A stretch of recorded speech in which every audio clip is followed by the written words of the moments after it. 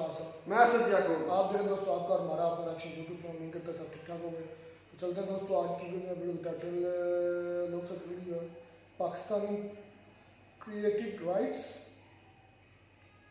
In London from Lahore. मगर लाहौर से बैठकर लंदन में दंगे, हाउ इट इज़ पॉसिबल। खैर देखते हैं दोस्तों, वीडियो देखेंगे तभी तो पता चलेगा ना, क्योंकि हमें इस खबर का आई थिंक मुझे देता नहीं पता। ये जो लंदन में दंगे हैं उसमें क्या पाकिस्तानी को मुलव्वस है? हाँ, ये मुझे लगता है कुछ ना कुछ सीन है। देखते हैं वीडियो।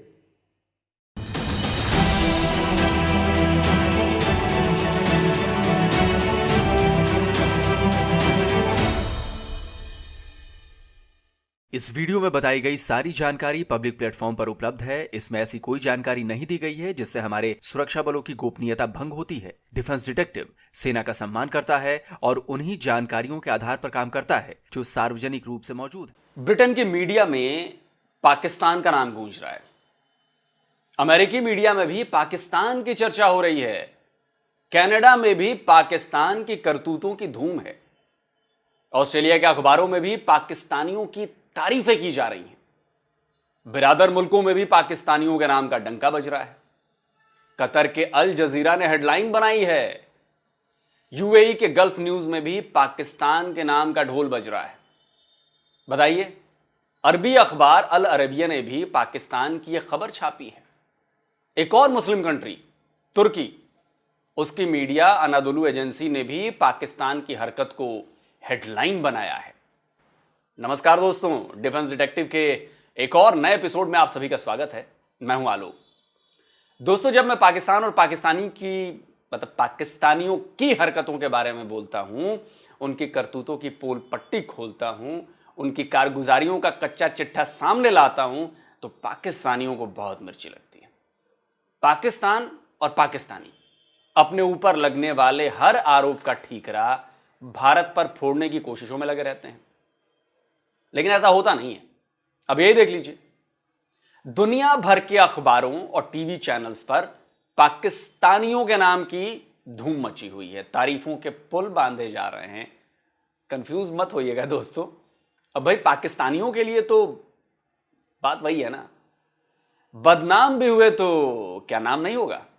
तो इसीलिए मैं भी पाकिस्तानियों के नाम पर पड़ने वाली गाली को उनकी तारीफ बता देता हूं।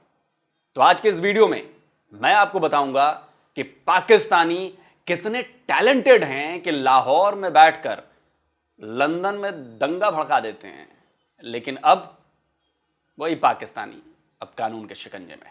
लंदन से पाकिस्तान के लाहौर की दूरी 8,000 किलोमीटर से भी ज्यादा की है। हवाई जहाज से भी अगर सफर किया जाए तो 11 घंटे से ज्यादा का वक्त लगेगा, लेकिन लाहौर में बैठकर एक पाकिस्तानी ने पूरा लंदन जला डाला। और इसे अंजाम देने वाले पाकिस्तान का नाम है फरहान आसिफ। फरहान का कांड बताऊंगा, लेकिन उससे पहले यह बता दूं कि इस पाकिस्तानी को लाहौर से अरेस्ट कर लिया गया है ना कमाल की बात। टैलेंट हो तो पाकिस्तानियों के जैसा हो भाई, वरना ना हो। तभी तो दुनिया भर में पाकिस्तानियों की चर्चा हो रही है। पाकिस्तानियों का यह टैलेंट सुर्खियां बन रहा है। अब मैं आपको बताता हूं कि लाहौर से फरहान आसिफ के गिरफ्तारी का लंदन में हुए दंगों से क्या कनेक्शन है। फरहान पर लंदन दंगों को भड़काने का आरोप है, या यूं कहें कि फरहान पर लंदन दंगों को शुरू करवाने का आरोप है। अब आप कहेंगे कि फरहान तो लाहौर में पकड़ा गया, तो उसने लंदन में दंगे कैसे भड़काए? यह भी पूछेंगे कि क्या फरहान दंगों के वक्त लंदन में था? यही तो टैलेंट है इस पाकिस्तानी का। असल में फरहान आसिफ पर फेक न्यूज यानी झूठी खबरों के जरिए लंदन में दंगा भड़काने का आरोप लगा है।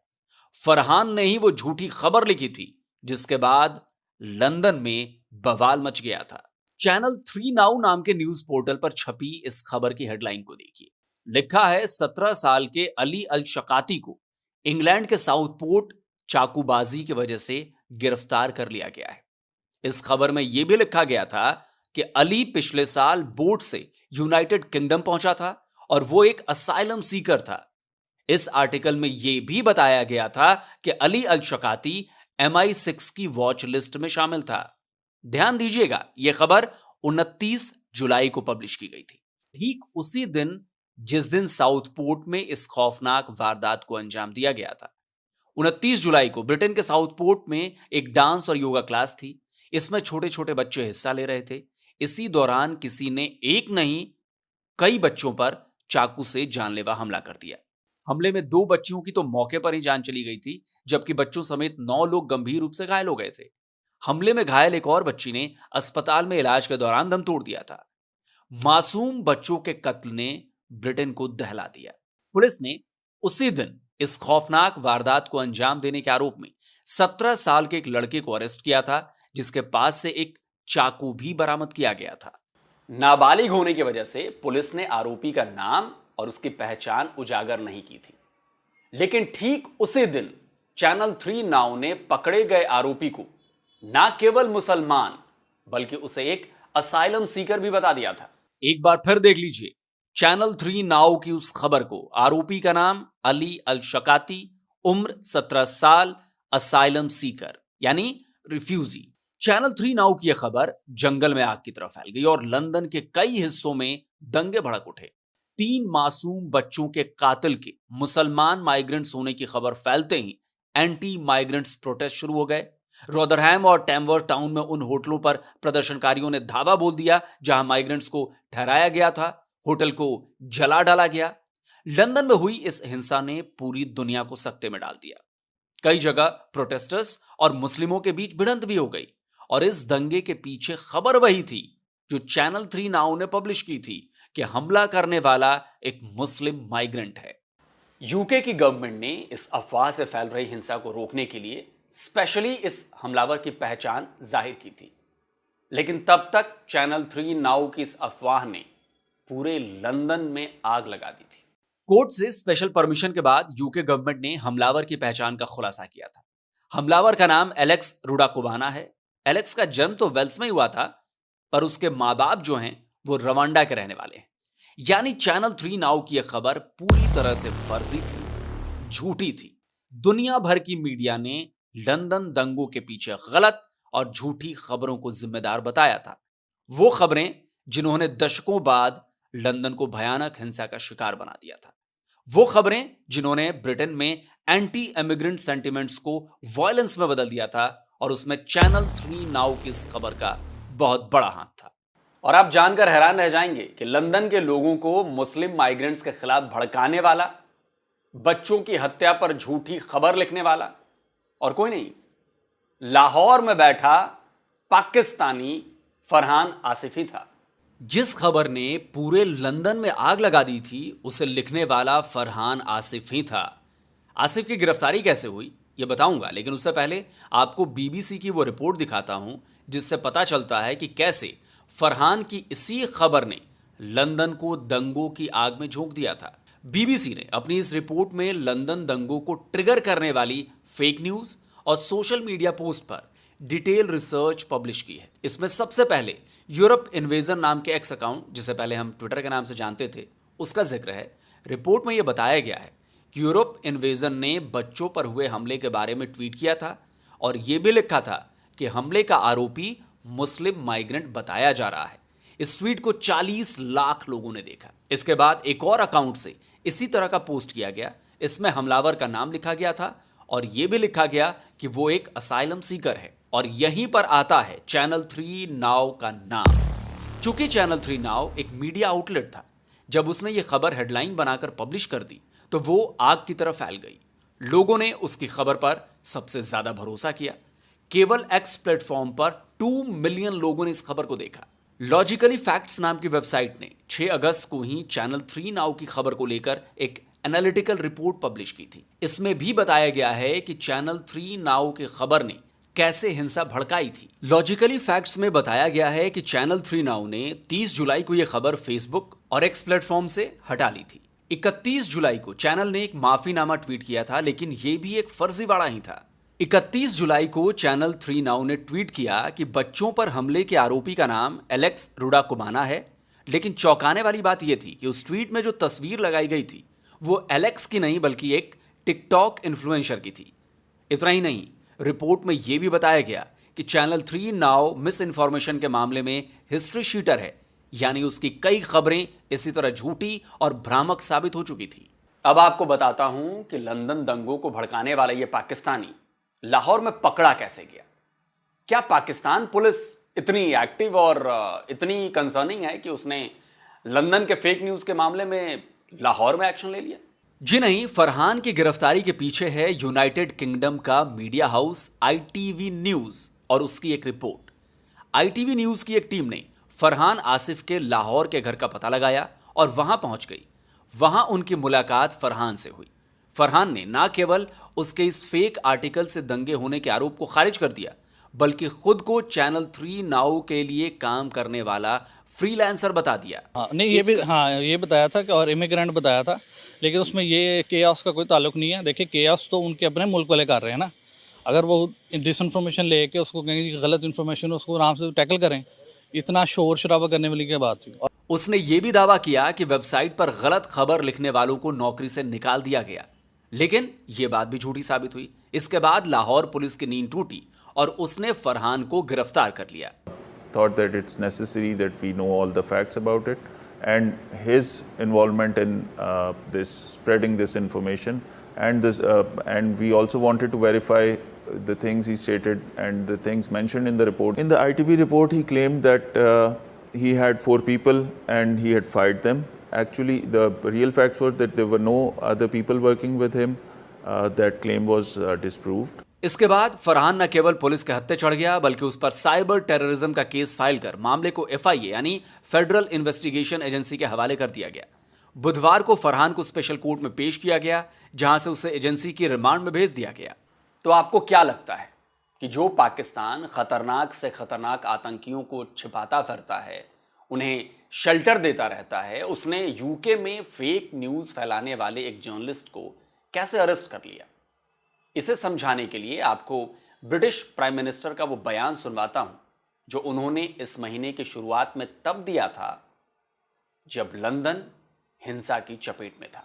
Be in no doubt, those that have participated in this violence will face the full force of the law. The police will be making arrests, individuals will be held on remand, charges will follow, and convictions will follow. I guarantee you will regret taking part in this disorder, whether directly or those whipping up this action online and then running away themselves. This is not protest. It is organised, violent thuggery, and it has no place on our streets or online. यानी British prime minister पहले ही साफ कर चुके थे कि सड़क ही नहीं, online platform पर भी दंगा भड़काने वालों को वो किसी भी कीमत पर नहीं बख्शेंगे। तो हुआ ये होगा कि जब ब्रिटिश मीडिया और सिक्योरिटी एजेंसीज ने चैनल 3 नाउ की फर्जी खबर और उसके इम्पैक्ट का जो इम्पैक्ट हुआ उसका एनालिसिस किया होगा और उसके पाकिस्तानी कनेक्शन सामने आए होंगे, तभी से ब्रिटिश गवर्नमेंट ने मियां शहबाज शरीफ की चूड़ी टाइट करनी शुरू कर दी होगी। तभी तो ITV की रिपोर्ट आते ही लाहौर पुलिस ने फरहान को फौरन अरेस्ट कर लिया। उसके खिलाफ साइबर टेररिज्म के चार्ज लगा दिए गए हैं और जांच FIA को सौंप दी गई है। अब आप यह समझिए कि पाकिस्तानी भले ही किसी भी देश में हो, कोई काम कर रहे हो, लेकिन वो कहीं ना कहीं किसी ना किसी तरह से इलीगल एक्टिविटीज में इन्वॉल्व रहते हैं। अब देखिए, इसी महीने की शुरुआत में खबर आई थी कि अमेरिका में एक पाकिस्तानी आसिफ मर्चेंट, उसे अमेरिकी पॉलिटिशियंस को मारने की साजिश करने के आरोप में गिरफ्तार कर लिया गया है। यह मई की खबर है। तुर्की में 3 पाकिस्तानियों को एक भारतीय की किडनैपिंग के मामले में गिरफ्तार किया गया था। इसी साल मार्च में अजरबैजान में पाकिस्तानी को किडनैपिंग केस में अरेस्ट किया गया था। अप्रैल में रोमानिया में पाकिस्तानी स्मगलर्स का नेटवर्क पकड़ा गया था और UAE में तो 50% क्राइम में पाकिस्तानियों का हाथ साबित हो चुका है। इसीलिए तो कह रहा हूं कि पाकिस्तानी चाहे पाकिस्तान में रहें या किसी और देश में, वो कुछ ना कुछ कांड तो करेंगे। तो दोस्तों, आज का वीडियो आपको कैसा लगा हमें कमेंट करके जरूर बताइए और इस वीडियो को भाई ज्यादा से ज्यादा फैलाइए और पाकिस्तानियों की क्या कहूं मैं, पाकिस्तानियों की इस अचीवमेंट को पूरी दुनिया तक पहुंचाइए, जरूरी है ना पहुंचाना। और डिफेंस डिटेक्टिव के उन दर्शकों से गुजारिश है, अनुरोध है, जिन्होंने अभी तक हमारे चैनल को सब्सक्राइब नहीं किया, तो भैया चैनल को सब्सक्राइब करिए और साथ में बेल आइकन जरूर प्रेस करिए, जिससे हमारे द्वारा अपलोड किए गए हर वीडियो की जानकारी आप तक फौरन पहुंच जाए। जल्दी मिलता हूं एक और नए वीडियो के साथ। नमस्कार, जय हिंद।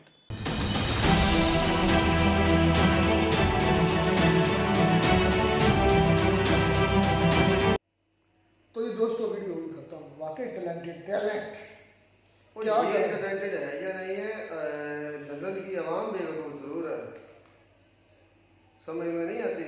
अभी रिसेंटली पाकिस्तान इंडिया की बात करो तो कितनी झूठी खबरें उधर से चलती हैं, इधर या इधर की चलती हैं उधर, तो क्या दंगे शुरू वो चैनल है बकायदा। तो यार मैं भी चैनल्स की बात कर रहा हूँ, क्यों नहीं मैं कर रहा? मतलब चैनल्स तो आप पाकिस्तानी इरफान आसिफ को सही कह रहे हैं। मैं उसे सही नहीं कह रहा, मैं कह रहा हूँ कि आगे से आवाम कितनी बेवकूफ़ है। तुमने एक मरतबा भी नहीं कहा, मैंने पहले सवाल उससे शुरू किया, तुमने उसको कंडेम ही नहीं किया। यार मैं ये बात करता हूँ जिसने झूठ फैलाया, जिसने झूठ फैलाया वो सही है, इतनी गलत खबर जिसने झूठ फैलाया वो सही है, जिन्होंने झूठ सुना वो गलत ने सुना क्यों? मैंने एक बार भी कहा कि वो सही है, तुम्हारी बात से तो यही साबित हो रहा। नहीं मैंने एक बार भी कहा कि वो उसने गलत किया। यार तुमने तो ये कहा कि वो आसिफ ने सही किया, तुमने उसने झूठ फैलाया। मैंने एक बार भी नहीं कहा। तूने डायरेक्ट सुनने वालों पर बता दिया कि सुनने वालों ने गलत सुना, हमने सही बोला। जब आपने स्टार्ट समझ में गलत मुझे ये बता तुमने स्टार्ट ही सुनने वालों से लिया कि भाई यूके के अवाम बेवकूफ़ है, या कि यूके गलती है, हमारी गलती नहीं है, हमने झूठ फैलाना ही फैलाना। ओ मेरे भाई, मेरे बात करने का मकसद ये था कि दुनिया भर में कितनी फेक न्यूज़ चलती है नहीं चलती, तो क्या हर मुल्क में दंगे शुरू होते मैं हैं? ये नहीं कहता फेक न्यूज़ नहीं चलती, मैं ये कहता हूँ क्या आपके जो पाकिस्तानी लाहौरी पाकिस्तानी ने जो काम किया वो सही किया? मैंने कब उसे कहा कि उसने सही किया? तो पहले उसको बोलना था ना कि यार उसने हमारा ना एक पंजाबी में करैक्टर है, मेरे करैक्टर में सच्चाई है, हमारे बड़े सुनाया करते थे सब्र, आप मुझे समझ आ रही है। मैंने ये पूरी स्टोरी सुनी है ना, किस तरह उसने दंगे भड़काए, किस तरह एक नॉन मुस्लिम लड़के को मुस्लिम का बकायदा उसका नाम भी दिखा दिया, एसाइलम सीकर बता दिया, सारा कुछ बता दिया। इस तरह का करैक्टर हिस्ट्री में गुजर चुका है, पंजाब की हिस्ट्री में। शायद को पंजाबी लोग हमें देख रहे तो उनको पता हो सब्र हो। एक शेखरी थी, एक औरत थी, सबराई भी नाम था, सबराई भी क्या इसका उसका नाम था, और उसने 4 गाँव को आग लगवा दी थी सिर्फ झूठ बोल कर। उस तरह करैक्टर ये मुझे लगा है, ये जो आसिफ है चैनल 3 वाला। और यार ऐसी फेक न्यूज़ तो दुनिया भर में चलती हैं, ऐसा नहीं कि नहीं चलती, लेकिन ये बात भी है कि क्या वो आवाम इतनी भोली भाली है कि उन्हें सही और गलत में फ़र्क नहीं पता चला? असर भाई आप ऐसा उनकी भी तो गलती हो निकाल सकता रहे है। हैं। यार मैं उनकी गलती नहीं निकाल रहा, मैं ये कह रहा हूँ कि ऐसा भी तो हो सकता है कि एक खबर सिर्फ इसकी ना सिर्फ इसी ने ना दी हो, और भी ज़रा चैनल्स ने या और टिकटॉक पर या कहीं भी ऐसी खबरें जो है वो ज़रा शाया की बात जाए। ये है कि ये चैनल था, फेसबुक पेज था इसका, टिकटॉक अकाउंट था, इंस्टाग्राम था, बाकायदा लीगल एक किस्म का चैनल था। तो इसकी बात सारी बात है, कुछ ना कुछ तो दम रखेगी ना, ठीक है ना। तो चलो अब हम तो एक टिकटॉक यूट्यूबर है, हमारा एक और सीन है। जब एक चैनल रजिस्टर्ड चैनल से ये खबर जाती है तो सारी बात कुछ ना कुछ तो उसका असर होगा। अब ये खबर गई है, अफसोस इस बात का कि झूठ फैलाया उसने, और उस झूठ की वजह से उन्हीं मुसलमानों पाकिस्तानियों का नुकसान हुआ है। यूके का तो हुआ ही हुआ, यूके का तो ऐसा नुकसान हुआ जो इरिवर्सिबल है, लेकिन जो नुकसान पाकिस्तानियों और स्पेशल मुसलमानों का इस एक न्यूज़ फेक न्यूज़ ने कर दिया वो कभी पूरा नहीं होगा। मैं खुद डर रहा हूँ मैं अब जाऊँ यूके के ना जाऊँ, क्योंकि जो हालात बन गए हो सकता है यूके हमारे पाकिस्तान के वीज़ा बैन कर दे, क्योंकि अब ये लाहौर से पकड़ा गया। जब ये असल खबर अब सामने आई है तो वो कैसे बंद कर सकता है? और यार पाकिस्तानी निकला है ना, कैसे बंद कर सकता है? उनके पास अब जवाब है। मेरी बात सुन, जवाब उनके पास क्या है? क्या जो जुर्मदार है वो नहीं पकड़ा गया? या तो हम यही कह रहे थे कि नहीं भाई हम नहीं हवाले करते, आपके पास सबूत है तो पेश करोगे यार उनके पास। तो ये जो ट्वीट्स आई हैं ये इसी के मुताबिक इसमें तो 2-3 दिन जुर्म कर दिए। एक तो यूके गवर्नमेंट ने उसको छुपा के रखा हुआ था क्योंकि वो अंडर एज था, उसको ज़ाहिर नहीं करना चाहती थी यूके गवर्नमेंट। एक तो यह जुर्म कर दिया कि उसको ज़ाहिर करवाना पड़ा फिर यूके गवर्नमेंट को फिर दूसरा जुर्म फेक न्यूज़ फैलाई, तीसरा जुर्म कि ये राइट्स उसकी बुनियाद बने हैं, अब धर लिया गया, अब सही किया। अच्छा मुझे एक बात बताओ, पाकिस्तान के जो रजिस्टर्ड हैं बल्कि कौमी चैनल्स हैं जिन पर काफ़ी खबरें जो है इंडिया के खिलाफ बोली जाती हैं और उनमें कुछ सच भी नहीं होती, तो क्या इंडिया जो है अब कहेगा कि इनकी वजह से हमारे मुल्क में दंगे हुए तो हम इसको पकड़ लेंगे? हाँ, लीगल एक्शन, कितने लीगल होना चाहिए। मैं पकड़े हैं मुझे ये बताओ। पकड़े नहीं जा रहे, पकड़ना चाहिए। चाहिए में फर्क छोड़, मुझे ये बता कितने पकड़े गए? पकड़ने चाहिए। और उनकी गलत खबरों की वजह से जो पाकिस्तान में होता है उनसे यहाँ पर जो नुकसान होता है ना उससे क्या? कोई पाकिस्तान के चैनल पर इंडिया इतबार करता है और ना कोई इंडिया के किसी न्यूज़ चैनल बड़े पर पाकिस्तान इतबार करता है, ये ज़हन रखो। ये तुम भी जानते हो और मैं भी जानता हूँ। ना कोई इंडियन इतना दौड़ कर पाकिस्तानी पर यकीन कर लेते हैं और ना ही पाकिस्तानी कोई इंडियन पर इतना जल्दी यकीन कर लेता है, क्योंकि पता है इनको ये हम एक दूसरे के खिलाफ हैं, हमने एक दूसरे के खिलाफ बात करनी ही करनी है, ठीक है।